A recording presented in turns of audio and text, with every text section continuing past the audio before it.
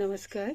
आज हम नाट्य शास्त्र के द्वितीय अध्याय की अगली कारिकाओं का वर्णन करने जा रहे हैं। पिछली कारिकाओं में आपने देखा था कि ग्रंथकार ने चतुरस्र नाट्यगृह की पूर्णता के पश्चात जो त्रस्त नाट्यगृह है उसके मंडप को बनाने का संकल्प लिया था कि मैं अब आपको त्रस्त नाट्य मंडप के बनाने की विधि के बारे में बताऊंगा। तो उसी विधि को कि इस विधि के तो उनका पहले उन्होंने संकेत कर दिया था कि जिस विधि से उन्होंने चतुरस्र नाट्य गृह बनाया है उसी विधि से कुछ उससे समानता रखते हुए त्रस्य यानी कि त्रिकोणाकार नाट्यगृह का निर्माण भी किया जाना चाहिए। अब उसमें क्या करना चाहिए उसे बताते हुए कह रहे हैं, त्यस्र त्रिकोणम कर्तव्यम नाट्यवेश प्रयोक्तृभिः मध्ये त्रिकोण में वास्य रंग पीठम तुकारयेत है। तो क्योंकि नाट्य अब इसमें इस कारिका में कह रहे हैं कि नाट्य वेश प्रयुक्त भी यानी कि नाट्य गृह का प्रयोग करने वाले यानी कि नाट्य गृह का प्रयोग करने वाले माने नाट्य गृह को बनाने वाले नाट्य गृह में के जो कारीगर हैं उनको चाहिए कि जो नाट्य गृह को बनाने की योग्यता रखते हैं ऐसे श्रमिकों को, ऐसे कारीगरों को, ऐसे कर्ताओं को किस प्रकार से नाट्य गृह बनाने चाहिए। तो उस प्रकार बताया है कि त्रस्त त्रिकोणम कर्तव्यम। तो त्रस्त नाट्य गृह को त्रिकोण ही बनाना चाहिए। त्रस्त त्रिकोणम कर्तव्यम, त्रिकोण बनाना चाहिए। किसको? त्रस्त को। नाट्य वेश प्रयोश में भी और किसके द्वारा बनाने चाहिए कि जो नाट्य गृह के निर्माण को करने वाले हैं उनके द्वारा बनाना चाहिए। और फिर इसके पश्चात मध्य त्रिकोण मेवा से मध्य में अर्थात जो त्रिकोण का मध्य भाग है उसमें जो रंगपीठ बनने वाला है, रंगपीठम तु कार्ये त्रिकोणमेव अस्य त्रिकोणम एव रंगपीठम तु कारयेत। और रंगपीठ के जो मध्य में बनने वाला, जो रंगमंच में बनने वाला, नाट्यगृह के मध्य में जो रंगपीठ बनना है उसको भी त्रिकोण ही बनाना चाहिए। यानी कि त्रस्य नाट्यगृह त्रिभुजाकार होना चाहिए और उसके अंतर्गत रंगपीठ भी त्रिकोणाकार ही बनाना चाहिए। द्वारम तेनेव कोणेन कर्तव्यम तस्य वेश्मनः द्वितीयं चैव कर्तव्यम रंगपीठस्य पृष्ठतः। और आगे कह रहे हैं कि द्वारम तेनेव कोणेन, और उस द्वार को, नाट्यगृह का जो द्वार है वही द्वारम तेन एव कोणेन, उसी कोण पर नाट्यगृह का द्वार बनाना चाहिए। और फिर क्या किसने? तस्य वेश्मनः, वेश्मनः माने उस नाट्यगृह का जो द्वार है उसी के कोण में ही दूसरा बनाना चाहिए। और रंगपीठस्य पृष्ठतः, और रंगपीठ के पीछे द्वितीयम चैव कर्तव्यम, दूसरा द्वार भी बनवाना चाहिए। तो जो कुशल कारीगर हैं जो रंगमंच का निर्माण करने जा रहे हैं, रंगमंडप बनाने जा रहे हैं, तो उसमें त्रस्य जो नाट्यगृह है, त्रिकोणाकार जो नाट्य मंडप है उसके निर्माण की प्रक्रिया कैसी होनी चाहिए उसको समझाते हुए कह रहे हैं कि नाट्यगृह का द्वार उसी कोण से बनाना चाहिए और रंगपीठ के पीछे भी दूसरा द्वार होना चाहिए। तो अर्थ क्या निकला? इससे भाव यह स्पष्ट हुआ कि नाट्यगृह के प्रवेश के लिए 2 द्वार बनाने चाहिए। तो जो 2 द्वार बन गए तो इनमें से एक द्वार नाट्य की दक्षिण दिशा को होना चाहिए और दूसरा रंगपीठ के पृष्ठभाग में अर्थात नीचे की ओर होना चाहिए। इसी को आगे बढ़ाते हुए कह रहे हैं कि विधिर यश चतुरस्य भित्तिस्तमपभया समाश्रयः सतु सर्वः प्रयोक्तव्यः त्रस्यस्यापि प्रयोक्त भी। अब जो प्रयोग करने वाले हैं, प्रयोक्ता जो हैं, उनके द्वारा आगे किस प्रकार कार्य करना चाहिए इसको समझाते हुए कह रहे हैं कि चतुरस्र माने जो तीसरा जो त्रिकोणाकार जो कार्य किया जा रहा है, यानी भित्तियां जो उसमें बनाई जाएंगी कि यह भित्ति स्तंभ समाश्रयित, भित्तियों और स्तंभों के सहयोग से, कि भित्तियों और स्तंभों के सहयोग से जो वर्गाकार मंडप जिस प्रकार से बनाया जाता है उसी प्रकार की विधि से त्रिभुजाकार मंडप की भी रचना की जानी चाहिए। तो यानी कि जो प्रक्रिया वर्गाकार नाट्य मंडप में बनाने में प्रयोक्ताओं द्वारा प्रयोग की गई है वही विधि लगभग त्रिभुजाकार रंगपीठ के बनाने में करनी चाहिए। एवं एतेन विधिना कार्या नाट्यगृहा बुधै पुनरेषां प्रवक्ष्यामि पूजामेव यथा विधि। एवमेव, इस प्रकार से विधिना कार्या, इस विधि से कार्य करके नाट्यगृहा बुधै, विद्वानों को नाट्यगृहों की रचना करनी चाहिए। विद्वान अर्थात जो उस नाट्य मंच के रंगशाला के निर्माण के कुशल कारीगर हैं, उनके द्वारा किया जाना चाहिए। पुनरेशाम प्रवक्ष्यामि, और पुनः इसकी पूजा को ही विधि पूर्वक बताऊंगा मैं। इस प्रकार आगे क्या कार्य करना चाहिए उसका संकल्प यहाँ पर इस कारिका में ले रहे हैं।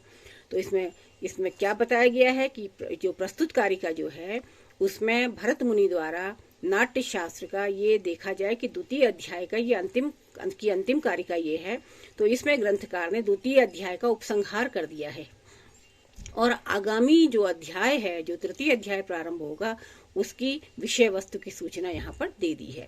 तो इस प्रकार इसका अनुवाद क्या होगा कि एवं एतेन विधिना कार्या नाट्यग्रहा बुधे, इस प्रकार इस विधि से विद्वान प्रयोक्ताओं द्वारा नाट्य मंडपों के निर्माण करना चाहिए और इसकी विधि पूर्वक पूजा किस प्रकार करनी चाहिए उसको मैं आगामी कारिकाओं में, आगामी अध्यायों में आपको बताऊंगा। ये भरत मुनि संकल्प यहाँ पर कर रहे हैं।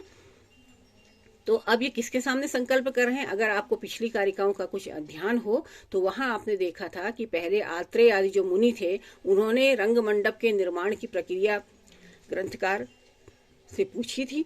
तो आत्रेय आदि मुनियों द्वारा नाट्य मंडप के लक्षण और पूजन के विषय में प्रश्न किए जाने पर भरत मुनि ने नाट्य गृह का लक्षण, उसके पूजन की विधि की प्रक्रिया बताने की प्रारंभ में प्रतिज्ञा की थी। उन्होंने कहा था कि मैं संकल्प लेता हूँ कि मैं नाट्य गृह का लक्षण और उसके पूजन की विधि आप लोगों को बताऊंगा। तो जो वो प्रतिज्ञा उन्होंने ली थी उस प्रतिज्ञा के अनुसार उन्होंने इस अध्याय में, जो द्वितीय अध्याय हमने पढ़ा, इसमें नाट्य मंडपों के निर्माण की संपूर्ण विधियां बता दी हैं। पूजन की विधियों को विस्तार से बताने के लिए एक पूरे अध्याय की तो आवश्यकता पड़ेगी ही। तो इसलिए यहाँ पर द्वितीय अध्याय का उपसंहार करते हुए आगामी तृतीय अध्याय को प्रारंभ करने की विधिवत सूचना यहाँ पर ग्रंथकार द्वारा दे दी गई है। तो इसलिए उन्होंने यहाँ पर अंतिम इस कारिका के माध्यम से पुनरेशाम प्रवक्ष्यामि पूजामेव यथा विधि, तो इसलिए उन्होंने द्वितीय अध्याय के अंत में अपने संकल्प को दोहराया है कि वे अग्रिम अध्याय में पूजा विधि का वर्णन करेंगे। तो इस प्रकार हमारे पाठ्यक्रम में जो 2 अध्याय, प्रथम और द्वितीय अध्याय निर्धारित थे, उनका यहाँ पर जो पाठ्यक्रम के अनुसार पूर्ण हो गए हैं। तो अब इसमें हम देखें कि कुछ इसमें प्रश्न भी बनते हैं। ये नाट्य शास्त्र जो है वह परीक्षा उपयोगी, विभिन्न प्रतियोगी परीक्षाओं की दृष्टि से अत्यंत महत्वपूर्ण है ये प्रथम और द्वितीय अध्याय, और इसमें से अधिकतर परीक्षा में दीर्घ उत्तरीय प्रश्न पूछे जाते हैं, लघु उत्तरीय प्रश्न पूछे जाते हैं और वस्तुनिष्ठ प्रश्न भी पूछे जाते हैं। चाहे आप नेट का एग्जाम दें, चाहे PhD एंट्रेंस का एग्जाम दे, या जो भी प्रतियोगी परीक्षाएं हैं उनमें इससे भी पूछा जाता है। तो मैं उनमें से कुछ प्रश्नों को, संक्षिप्त प्रश्नों को, वस्तुनिष्ठ प्रश्नों को का उत्तर देने का प्रयास आपके समक्ष करूंगी ताकि वह आपके लिए भी लाभकारी हो और भविष्य में प्रतियोगी परीक्षाओं में आपके लिए उपयोगी हो। तो इसमें पहला प्रश्न जो बनता है, तो प्रथम और द्वितीय अध्याय को ही लेकर के मैं इसमें प्रश्न आपको बता रही हूँ। तो इसमें प्रथम प्रश्न जो बनता है वह बनता है नाट्य शास्त्र के स्रष्टा कौन है। स्रष्टा शब्द का प्रयोग यहाँ पर हुआ है। देखिए, नाट्य शास्त्र के स्रष्टा कौन है? तो इसका उत्तर होगा ब्रह्मा। ठीक है, ब्रह्मा ने ही दिया था सर्वप्रथम। उसके पश्चात फिर अग्रिम प्रश्न इसमें यहाँ पर बनता है कि भरत विरचित नाट्य शास्त्र में कितने पद्य हैं, यानी कि कितनी कारिकाएं भरत विरचित नाट्य शास्त्र में हैं। तो भरत विरचित नाट्य शास्त्र, संपूर्ण नाट्य शास्त्र को आप यहाँ पर लेंगे और उसके आधार पर 12,000 कारिकाएं इस ग्रंथ में हैं। तो इसके पश्चात अग्रिम प्रश्न बनता है कि आचार्य भरत के कितने पुत्र थे। तो आचार्य भरत के 100 पुत्र थे। शतम शब्द जो है यह उत्तर यहाँ पर होगा, क्योंकि प्रथम कारिका में आपने उनके 100 पुत्रों का वर्णन देखा था।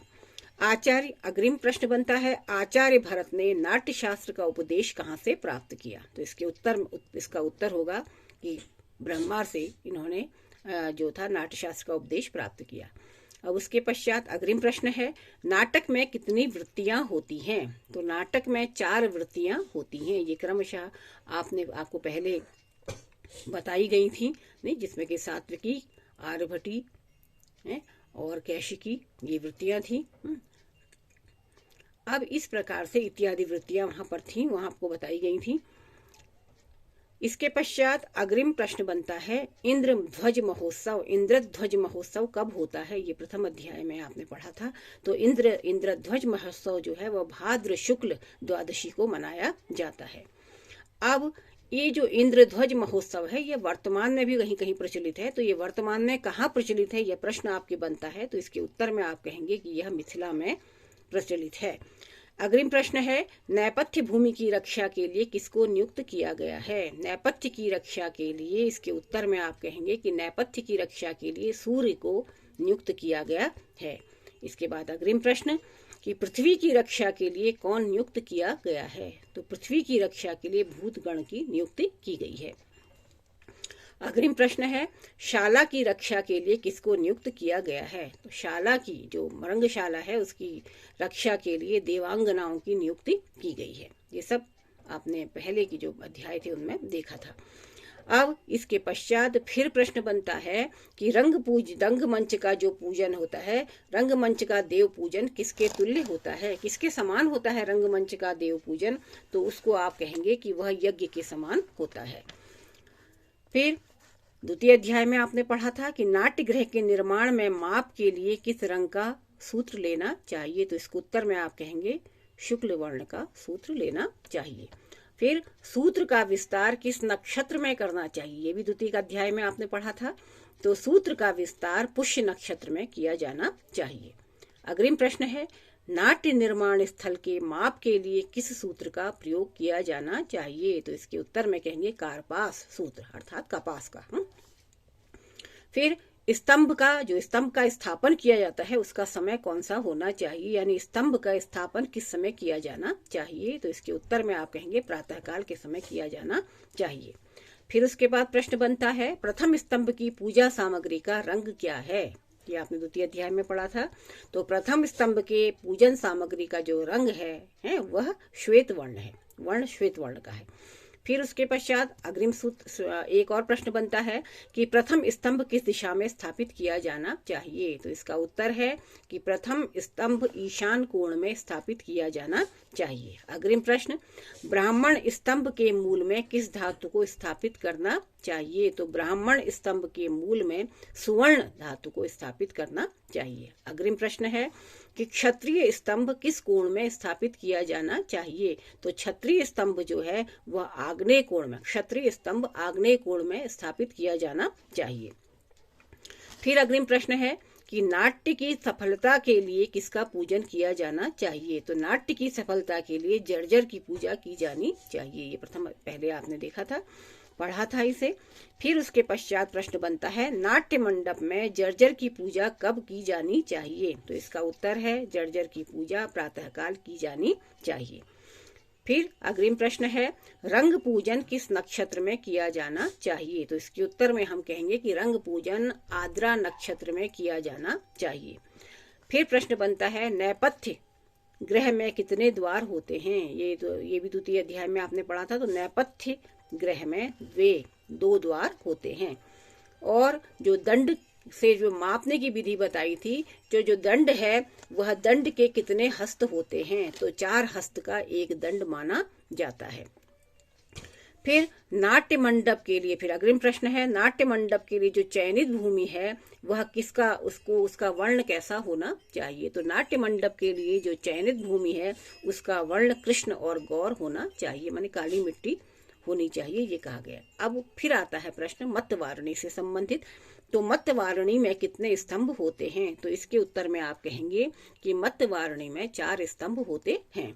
फिर अग्रिम प्रश्न है रंग शीर्ष का पृष्ठ किस प्रकार होना चाहिए। रंग शीर्ष का पृष्ठ, इसमें बहुत सी कारिकाओं के अंतर्गत हमने इसकी व्याख्या पढ़ी थी। तो रंग शीर्ष का पृष्ठ भाग जो है वो आदर्श तलाकार होना चाहिए। फिर मंडप स्थापन के समय ब्राह्मणों को क्या भोजन दिया जाना चाहिए। अलग अलग समय में ब्राह्मणों को, क्षत्रियों को अलग अलग भोजन का वर्णन हमने पढ़ा था।